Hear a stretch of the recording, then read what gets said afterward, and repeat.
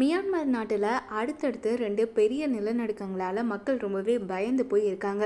இந்த நிலநடுக்கம் தாய்லாந்து தலைநகர் பாங்காங்லையும் உணரப்பட்டிருக்கு. இதில் மோசமான பாதிப்புகள் ஏற்பட்டு இருக்கக்கூடிய நிலையில் மீட்பு பணிகள் ரொம்பவே துரிதமாக நடந்து வருது. இதனால் பாங்காங்கில் எமர்ஜென்சி கண்டிஷனும் அறிவிக்கப்பட்டிருக்காங்க. என்ன நடந்துச்சு அப்படிங்கிறத இந்த வீடியோவில் பார்க்கலாம். கடைசியில் ஒரு முக்கியமான விஷயம் சொல்லியிருக்கேன், அதனால் வீடியோவை ஸ்கிப் பண்ணாமல் முழுசாக பாருங்கள். பூமிக்கு அடியில் பல்வேறு டெக்னோனிக் தட்டுகள் இருக்குது. அது ஒன்றுடன் ஒன்று மோதும்போது தான் சக்தி வாய்ந்த நிலநடுக்கம் ஏற்படுது. இது கடலில் இருக்கும் பொழுது மிகப்பெரிய சுனாமியாக மாறுது. பூமிக்கு அடியில் மோதும்போது நிலநடுக்கம் ஏற்படும். இந்த மாதிரியான ஒரு மோசமான பூகம்பம் தான் இப்போது ஏற்பட்டிருக்கு. மியான்மர் நாட்டில் அடுத்தடுத்து 2 பெரிய நிலநடுக்கம் ஏற்பட்டிருக்கு. இந்திய நேரப்படி இன்னைக்கு காலையில், அதாவது 11:50 மணி அளவில் தான் முதல் நிலநடுக்கம் ஏற்பட்டிருக்கு. இதை பார்த்து மக்கள் பதறி போய் வெளியே ஓடி வந்திருக்காங்க. இருந்தாலும் அடுத்த சில நொடிகள்லேயே இன்னும் ஒரு நிலநடுக்கம் மியான்மரை தாக்கியிருக்கு. இது ரிக்டர் அளவுகோல் எவ்வளோ அப்படின்னு சொல்லி பார்த்தோம்னா 7.7 மற்றும் 6.4 பதிவாகியிருக்கு. எங்கே ஏற்பட்டுச்சு அப்படிங்கிறத பார்க்கலாம். இந்த நிலநடுக்கம் மியான்மருடைய சாகிங் பகுதியை மையமாக கொண்டிருந்துச்சு. இதனால் அங்கே பாதிப்புகள் மோசமாக இருக்கும் அப்படின்னு அஞ்சப்படுது. மியான்மர் முழுக்கவே இந்த பூகம்பம் உணரப்பட்டிருக்கு. குறிப்பாக தாய்லாந்து தலைநகர் பாங்காங்லையும் பூகம்பம் உணரப்பட்டிருக்கு. இது மட்டும் இல்லாமல் இந்தியாவுடைய வடகிழக்கு பகுதிகளிலையும் நிலநடுக்கம் உணரப்பட்டதாக தகவல் வெளியாகியிருக்கு. சீனாவிலையும் சில இடங்கள்லையும் வலிமையான பூகம்பம் உணரப்பட்டுச்சு அப்படின்னு சொல்கிறாங்க. எத்தனை பேர் பலி அப்படிங்கிறத பார்க்கலாம். பல இடங்களில் உயரமான கட்டிடங்கள் அப்படியே சீட்டுக்கட்டு மாதிரி சரிஞ்சு விழுந்திருக்கு. இது மட்டும் இல்லாமல் அந்த உயரமான கட்டிடங்கள் மேல் உள்ள அந்த நீச்சல் குளத்துலேருந்து தண்ணீர் அருவி மாதிரி கொட்டக்கூடிய காட்சிகளும் இணையதளத்தில் நம்மளால் பார்க்க முடியுது. நிலநடுக்கம் குறித்த தகவல் கிடைச்சதுமே சம்பவ இடத்துக்கு விரைந்த அதிகாரிகள் மீட்பு பணிகளை துரிதமாக மேற்கொண்டு வராங்க. இது வரைக்கும் 23 பேருடைய உடல்கள் மீட்கப்பட்டிருக்கு. இருந்தாலும் பாதிப்பு ரொம்ப மோசமாக இருக்கக்கூடிய நிலையில் பல நூறு பேர் உயிரிழந்திருக்கலாம் அப்படின்னு அஞ்சப்படுது. இருந்தாலும் துல்லியமான எண்ணிக்கை எத்தனை அப்படிங்கிற தகவல் இன்னும் வரல. பல இடங்களில் கட்டிட ஈடுபாடுகளில், அதாவது கட்டிட அந்த சிதைவுகளில் மக்கள் சிக்கி இருக்கக்கூடிய நிலையில் அவங்கள மீட்கவும் தேவையான நடவடிக்கை எடுக்கப்பட்டு வருது.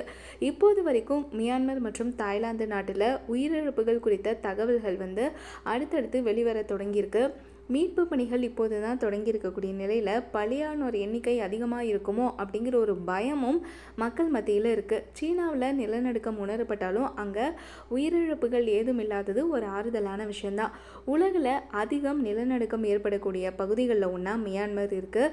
அங்கே 1930 மற்றும் 1956க்கு இடைப்பட்ட காலத்தில் வடக்கிலிருந்து தெற்காக ஓடக்கூடிய சாகைங் ஃபால்ட் அருகே அடிக்கடி நிலநடுக்கம் ஏற்பட்டுச்சு. இந்த 26 ஆண்டுகளில் மட்டும் அங்கே ரிக்டரில் 7க்கும் அதிகமான நிலநடுக்கம் குறைஞ்சது 6 முறை பதிவானதாக சொல்கிறாங்க. அதே போல் கடந்த 2016ஆம் ஆண்டு மத்திய மியான்மருடைய பண்டைய தலைநகராக அறியப்படக்கூடிய பாகனில் 2016 6.8 ரிக்டரில் சக்தி வாய்ந்த நிலநடுக்கம் ஏற்பட்டுச்சு. அதில் அங்கே இருக்கக்கூடிய பிரபல சுற்றுலா தலங்கள் கடுமையாக பாதிக்கப்பட்டது. குறிப்பாக கிராமப்புறங்களில் பாதிப்பு மோசமாக இருந்துச்சு அப்படின்னே சொல்லலாம். ஸோ இப்போ ஏற்பட்டிருக்கக்கூடிய இந்த நிலநடுக்கத்திலிருந்து மக்கள் விரைவில் மீண்டு வரணும் அப்படிங்கிறது தான் பலருடைய பிரார்த்தனைகளாக இருக்குது. ஏன்னா பலரும் காலையில் அலுவலகம் நோக்கி ஒரு பிஸியான ஒரு டைமில் தான் இந்த நிலநடுக்கம் எதிர்பாராத விதமாக ஏற்பட்டிருக்கு. அப்படிங்கிறதுனால மக்கள் இதை பற்றி முன்கூட்டியே அறிந்திருந்தால் பாதுகாப்பு முன்னெச்சரிக்கை நடவடிக்கைகள் எடுத்திருப்பாங்க. ஆனால் இது திடீர்னு ஏற்பட்டிருக்கு அப்படிங்கிற காரணத்தால் மக்கள் செய்வதறியாது இந்த சூழலிருந்து பாதுகாப்பாக வெளியே வரணும் அப்படிங்கிறது மட்டும்தான் அவங்களுடைய எண்ணமாக இருக்குது.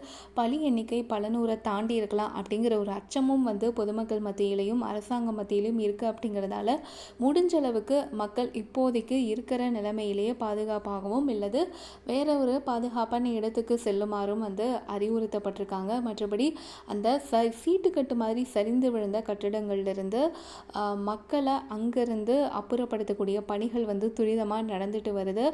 உலகம் முழுவதுமே மியான்மர் மக்களுக்கான ஒரு பிரார்த்தனைகளை முன்னெடுத்துட்டு வராங்க அப்படிங்கிற ஒரு விஷயம் குறிப்பிடத்தக்கது. இது மட்டும் இல்லாமல் சைனா, இந்தியா போன்ற நாடுகளும் மியான்மருக்கு தங்களுடைய உதவிக்கரங்களை நீட்ட தயாராகவே இருக்கிறதாகவும் அறிவிச்சிருக்காங்க.